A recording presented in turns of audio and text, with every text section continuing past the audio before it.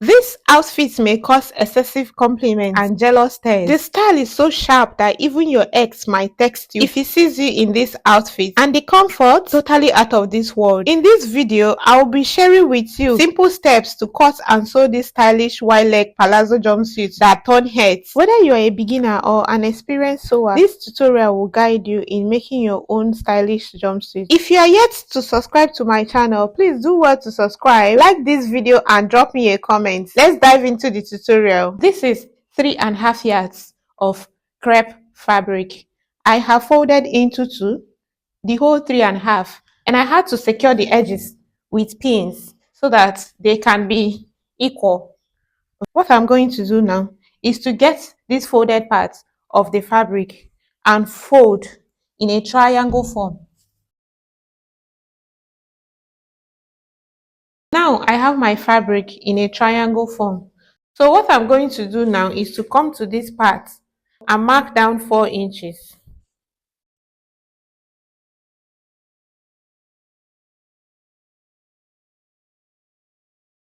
After marking down these 4 inches, the next thing we are going to do is to mark down the circumference of our angle, because this is a flay. So we are going to be using the waist measurement to get the circumference of this pant. I have waist measurement of 29. I'll add 2 inches seam allowance. You can add more allowances if you want, but I'm going to be adding just 2 inches to mine. So I have 31. You divide 31 by 3.14. This is a standard. I have 9.8. So I'm going to be marking down 9.8 from this point. The next thing I'm going to do now is to mark the full length of my jumpsuit. I'm going to be taking away my half length, that is the upper part of my jumpsuit, to get the full length. I have full length measurement of 62. So I'm going to be marking down 62. I'll go ahead and cut my full length out. So this is what I have now as the full length of my jumpsuit. So the next thing I'm going to do now is to mark down my crotch line. I'll create a curve here with my free hand. So this is what I have, okay? So what I'm going to do now is to mark extra 0.75 at my waist area for the back, because I'm cutting the front and the back pants together. So I'm going to be marking 0.75 for the back crotch curve. Then I'll carefully connect to the waist area. So I'll be adding ½ inch joining seam allowance. So I'll cut the pants.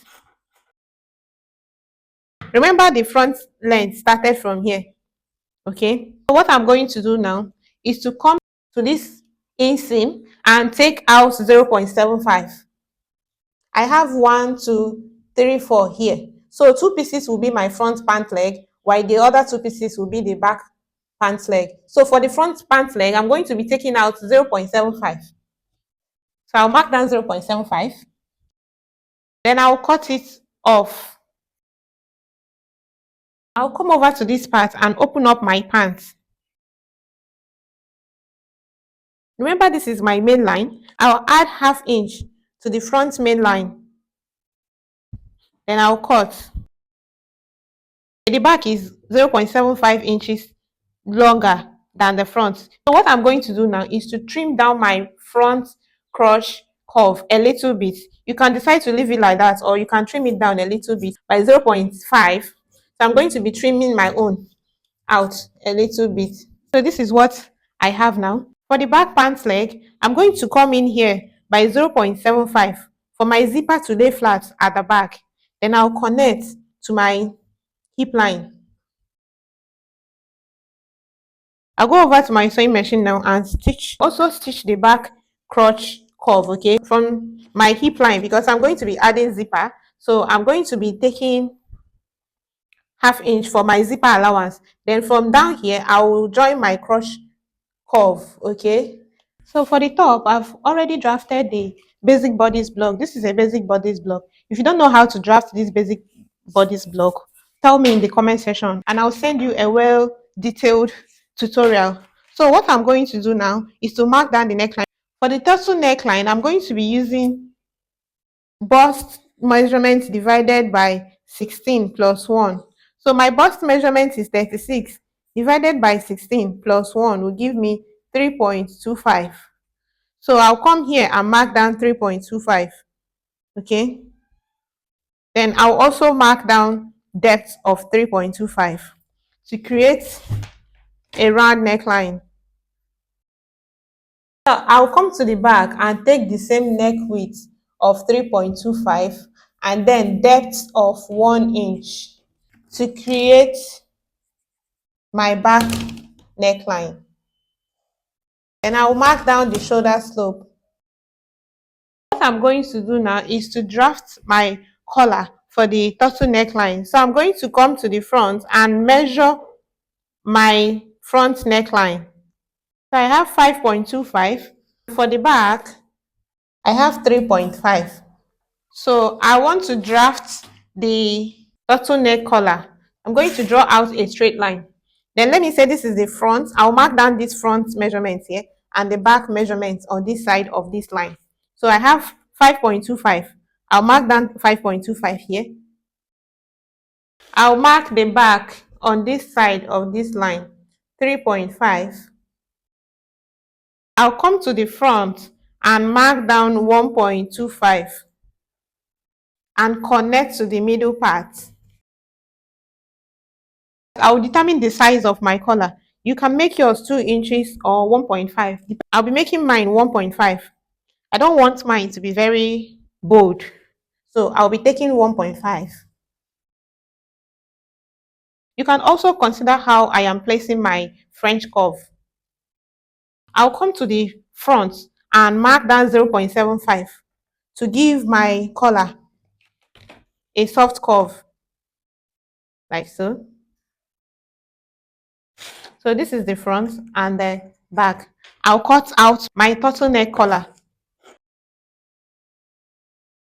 So what I'm going to do now is to mark down the outer neckline. So I'll come to my neckline and mark down 2.5. Depending on how much you want your outer neckline to be, you can take more than 2.5. If you want it to come down more, you can take it from 1.5 from the shoulder. If you want it to start from the shoulder, you can mark yours from the shoulder. But I want mine to start from the neckline. So I'm taking, let me mark 2 inches. So I'm taking 2 inches from the neckline to create the outer neckline. I'll come to the back and also do the same. I'll mark down 2 inches from the neckline and connect to the armhole. I'll go ahead and cut. I want to close up the waist dart for the back. I'll cut one part of the dart open and cover it up. If you want, you can sew yours down. Then I will redraw the waistline. Also, close up the dart for the front. So for the front dart, I want to be transferring the dart, the waist dart and the bust dart to the neckline because I want to pleat the neckline. So what I'm going to do now is to cut the darts open, the both darts. I'll cut them open and then create a line at the neckline where I want to transfer the darts to. I'll close up the waist dart to transfer the darts to the neckline.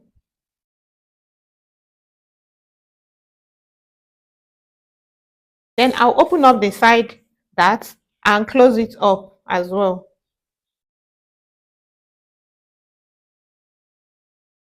I have transferred my darts to the neckline. Okay, I'll start cutting my bodice on my fabric.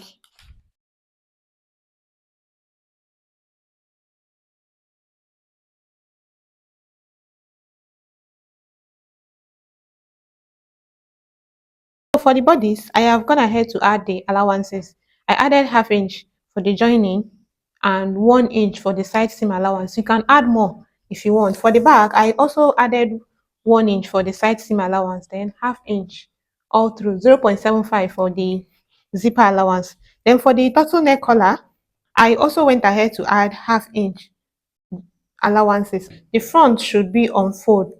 For the pants, I have also gone ahead to stitch the middle part of the pants with ½ inch, and I had to press it open. This is the back. I'm going to be fixing zipper at the middle part of this back.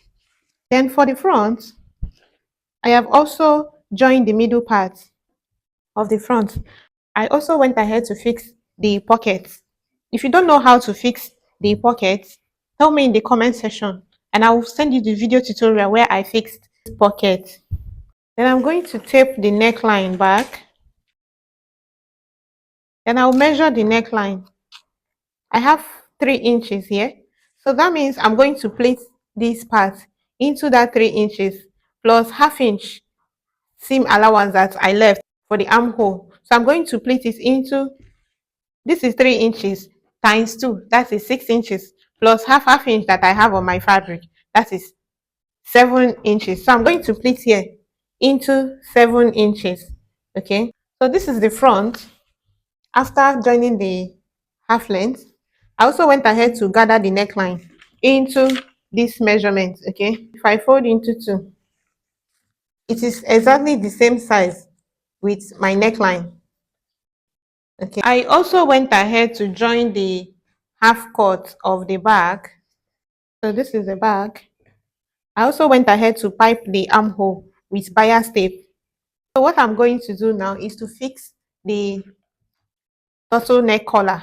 So remember we cut our collar in this form. So I went ahead to gum stay as an interfacing for the collar. This is the lining pieces of the collar. So I'm going to go over to my sewing machine now and join the lining pieces to the collar with ½ inch that I marked. Okay, so this is what the collar looks like after stitching with the ½ inch. I had to press it down. I had to also fold in the ½ inch for the lining. Okay, and I also marked down the ½ inch on the fabric. So what I'm going to do now is to bring the front. This is the front. I'll look for the middle point and pin it together with the middle point of the collar. Get the back. This is the back. So I'll also pin from the back like so. This is what I have. I'll go over to my sewing machine now and stitch. And I'll also stitch the front. Okay. Before I will install the zipper, because I want my zipper to go into the collar. I have my invisible zipper here. I'll get the invisible footer. This is the invisible footer for industrial machine, and this one is for manual machine. You can buy it in the market. I'll go ahead and fix the footer. Before fixing the invisible zipper, make sure that you use gum stay to stabilize your fabric if your fabric is stretchy. But if your fabric is not stretchy, you can go ahead and fix your zipper. Also make sure that the invisible zipper that you are fixing is longer than where you are fixing it into. Go ahead and pin down my zipper on my zipper allowance. So after pinning, I'll go ahead and run a straight stitch on my zipper.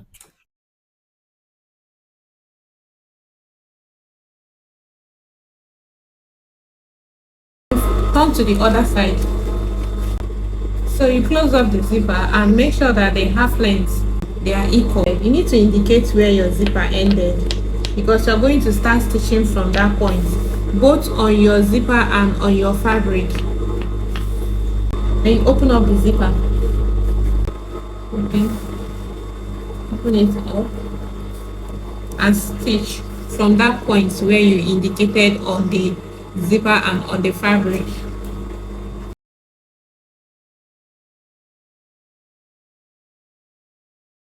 So after that, you just have to close up the zipper. This is what I have. So fold in these parts and top stitch.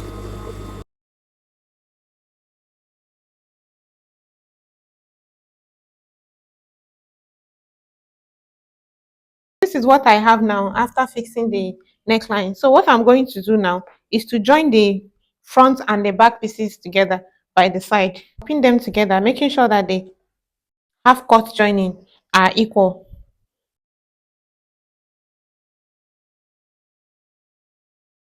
Mark down my side allowance. Remember that we added 1 inch to the bodice, so I'm going to be marking 1 inch there. Then for the pants, we added ½ inch, so I'm going to be taking only ½ inch for the pants. If you added more than that, you can go ahead and take whatever that you have added.